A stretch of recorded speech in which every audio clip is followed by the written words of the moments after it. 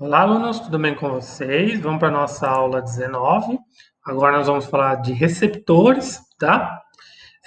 Que agora vai ser fatalmente aqui um dos nossos últimos componentes eletrônicos que nós vamos investigar, tá? Depois nós vamos ter outros também, mais a parte de magnetismo, tá? Bom, aqui também os receptores não é uma coisa fora do comum no nosso cotidiano. Nós usamos eles a todo momento. E um caso bem legal são os acumuladores, tá? Os acumuladores são geradores reversíveis. São as famosas baterias de carro, tá? Porque o que acontece? Quando o carro está parado, você dá a ignição, você vira a chave para ignição, o gerador ele está funcionando no modo gerador, ele está fornecendo energia elétrica para o sistema elétrico do carro, né? Para ele dar a ignição no motor a partir de energia química, tá? Só que, lógico, ele vai perdendo sua bateria. Se o carro estiver parado, você pode ligar o ar, ligar o som do veículo, mas se você ficar por muito tempo, a bateria vai perder a sua energia, tá? Mas o que acontece? Isso aqui é bem engenhoso. Quando o carro está em movimento, o acumulador, né, a bateria do carro, funciona como um receptor, ou seja, ele vai recebendo energia, tá? Então essa que é a questão do acumulador. Ele pode trabalhar tanto no modo gerador, fornecendo energia ao sistema, ou no modo receptor, onde ele recebe essa energia, tá? Bom, nós vamos falar, isso foi uma breve comentário, vamos falar então dos receptores elétricos. Aqui a gente vai traçar, nessa e na próxima aula, vários paralelos com geradores. Então é muito bom, importante que você lembre-se de todas as equações que a gente escreveu e também dos fundamentos físicos. Porque os receptores vai ser tudo ao contrário, tá? Então os geradores, ele pega a energia da natureza, de alguma forma de energia, e transforma em energia elétrica, né? Ele fornece energia ao sistema, ao circuito elétrico. O receptor é o contrário. Ele vai pegar a energia elétrica e vai transformar em outra forma de energia, desde que não seja exclusivamente energia térmica. Ele pode transformar em várias formas, mas não pode somente ser térmico, porque somente energia térmica é um resistor. Aqui não. Geralmente, os receptores eles vão fazer trabalho, energia mecânica, tá? Que eles vão trabalhar o motor elétrico, eles vão fazer algum tipo de movimento de trabalho, tá? Então, lembre-se, receptores pega energia elétrica, transforma em outro tipo de energia. Geralmente é mecânico, tá? Então, exemplos. É os acumuladores que eu já falei, né? Que vai pegar energia elétrica e vai transformar em energia química, tá? Para você novamente ali fazer as reações químicas depois. Mas também na nossa residência a gente tem vários tipos de exemplos, os eletrodomésticos. Por exemplo, furadeira, né? Você liga na tomada para ele girar é, a parafusadeira. O liquidificador, que tem uma hélice para cortar alimentos, batedeiras. Ou seja, tudo isso que usa algum tipo de rotação funciona na base de energia elétrica, é um receptor elétrico. Está transformando energia elétrica em energia mecânica, tá? E aqui você pode colocar vários tipos de equipamentos eletrodomésticos aí, tá? Então, receptores elétricos é uma coisa comum no nosso cotidiano, não é uma coisa fora do comum, tá? Aí você inclui tudo, geladeiras, máquinas de lavar, enfim.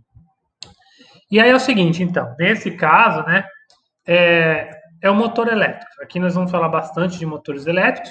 E, novamente, temos motores elétricos que trabalham com corrente contínua ou corrente alternada. A corrente contínua a gente vai ver mais para frente esses tipos de motores. Mas aqui vamos nos atentar, então, aos motores elétricos de corrente contínua, tá? No lugar de alternar. O símbolo é o mesmo do gerador. Aí aqui que você tem que tomar cuidado. Ó. Tem a barrinha maior, a barrinha menor, que é o polo positivo e o polo negativo, e tem um resistor de resistência interna, tá? Mas aqui cuidado. Aqui eu vou chamar de R' justamente para diferenciar do gerador. O gerador tinha um Rzinho, que é a resistência interna. Aqui você vai ter o R'. E aí a principal diferença é o sentido da corrente. No gerador, ele sai do polo positivo. Lembra lá que é a corrente convencional? Aqui não. Como o receptor é um bipolo passivo, ele recebe energia elétrica, então a corrente está chegando sobre ele. Então a corrente entra no polo positivo. Isso aqui é muito importante porque se você bater o olho num circuito elétrico, é o que a gente vai fazer nas próximas aulas, você tem que olhar o sentido da corrente chegando nos polos do receptor ou da bateria, você já vai saber identificar quem que é receptor e quem que é gerador. Então lembre-se, receptores elétricos, a corrente entra no polo positivo. Geradores elétricos, a corrente sai do polo positivo. Gravem isso, tá? Bom, então, aqui novo paralelo. Se lá no gerador eu tinha uma FEM, que era a força eletromotriz, que era a energia, né, o trabalho necessário para ele acumular cargas nos polos. Aqui eu vou ter uma força contra-eletromotriz, que eu vou chamar de FSEM, tá? Ou epsilon', para diferenciar. Também não é uma força, é uma DDP, um potencial elétrico, né? A mesma ideia. Isso aqui é usado erroneamente, mas ficou. Então, aqui é o contrário. É o trabalho necessário para evitar o acúmulo de cargas nos polos do receptor, tá? Então, o gerador ele acumula carga, vai tirando carga de um lado, colocando no outro, e assim vai formando um polo positivo e um polo negativo. Aqui a FSEM é o trabalho para evitar esse acúmulo. Então, ele está fazendo o potencial contrário para evitar o acúmulo de carga nos polos, tá bom? Bom, a unidade também vai ser volt. E aqui ele também vai ter uma resistência interna, né, o R', que também é proveniente de todos os sistemas mecânicos aqui do motor elétrico, das pás, de movimentadores e tudo mais, dos atritos internos de movimento e também dos polos. Também ele é responsável por dissipar energia. E aqui também, se por acaso você encontrar um problema denotando receptor ideal é aquele onde a resistência interna é nula. Não temos isso na realidade, mas é uma idealização, tá? E aqui é só para exemplificar alguns tipos de motores, ó. Temos vários tipos de motores usados em diferentes tipos de máquinas, tá? Desde máquinas automotivas, máquinas eletrodomésticas, máquinas industriais e tudo mais, tá? Aqui é outra coisa, então. Nós tínhamos lá a equação do gerador e a curva características. Aqui também nós vamos ter, então, a equação e a curva característica do receptor.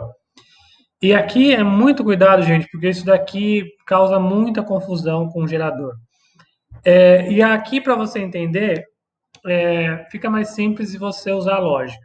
O gerador, a DDP que ele jogava, então assim, o gerador ele fornecia a FEM, e aí parte ia para o circuito, né, que era a DDP, e parte era a DDP lá que ia ser dissipada no resistência interna. Então é por isso que você tinha a equação do gerador com sinal negativo, tá? Aqui não. Aqui é o contrário.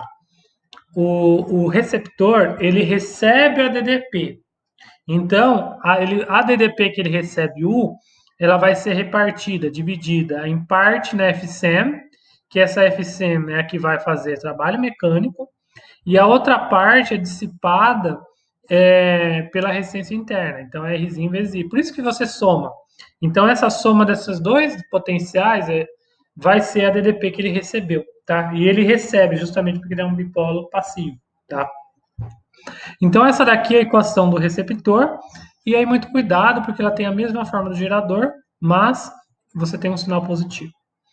E aí, no gerador, nós tínhamos duas condições especiais, né? O circuito aberto e o curto-circuito. Aqui nós só temos uma, que é um motor bloqueado. O motor bloqueado, imagina assim, ó, você tem um motor aqui que gira uma hélice e você prende esse giro do motor. Então, quando ele está com o motor bloqueado, ele não realiza trabalho. Então, a FSEM é nula. Então, você tem aqui uma situação onde ele está trabalhando no modo resistivo. Ele só está pegando energia elétrica e transformando em energia térmica, tá? Então, muito cuidado que isso daqui pode causar sobreaquecimento do equipamento, né? Mas isso aqui geralmente queima liquidificador, né? É muito comum quando a hélice trava, né? Mas é porque ele está trabalhando no modo de motor bloqueado e nesse modo ele fornece o máximo valor de corrente, tá bom? Bom, e aí a curva característica do receptor, então, vai ser uma reta com inclinação para cima, né? Porque você tem um positivo aqui, né? Veja que eu estou plotando aqui a DDP em função da corrente. Só que agora ele não sai da origem.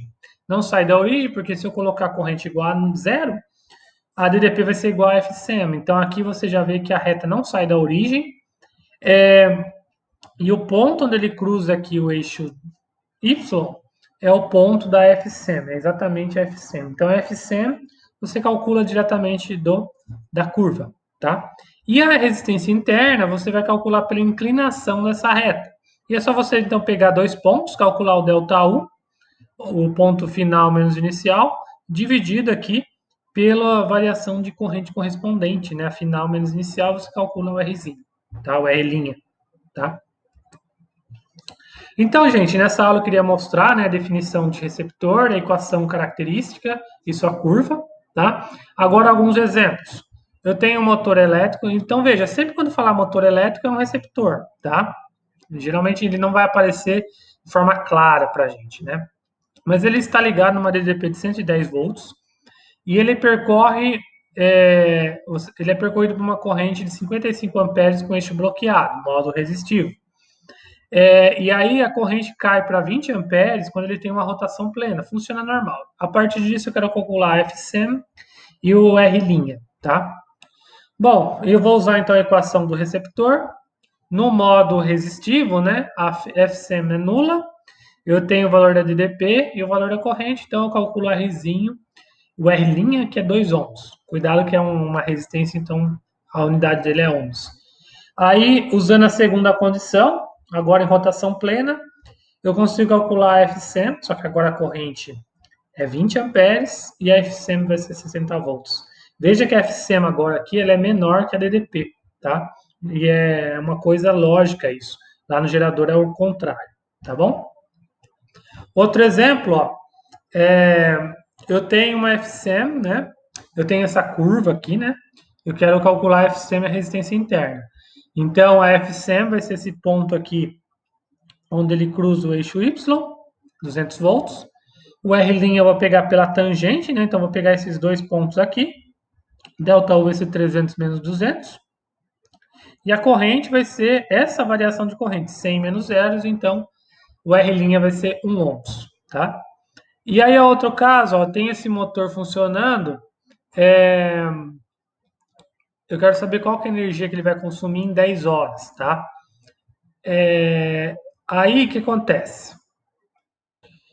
Aqui eu não calculei, mas aqui é o seguinte, você calcula a potência, né? Que a gente vai tratar na próxima aula, e aí multiplica pelo número de tempo, né, que ele funciona, que é 10 horas, tá? Essa letra B eu não vou fazer no momento, porque a gente vai ver na segunda parte dessa aula a parte de potência. Mais importante nessa aula aqui é a definição de receptor, a equação característica e a curva característica, tá bom? Então, na segunda parte a gente vai conseguir responder essa parte de energia, tá bom? Muito obrigado pela atenção, então, e até a próxima com a parte 2 de receptores.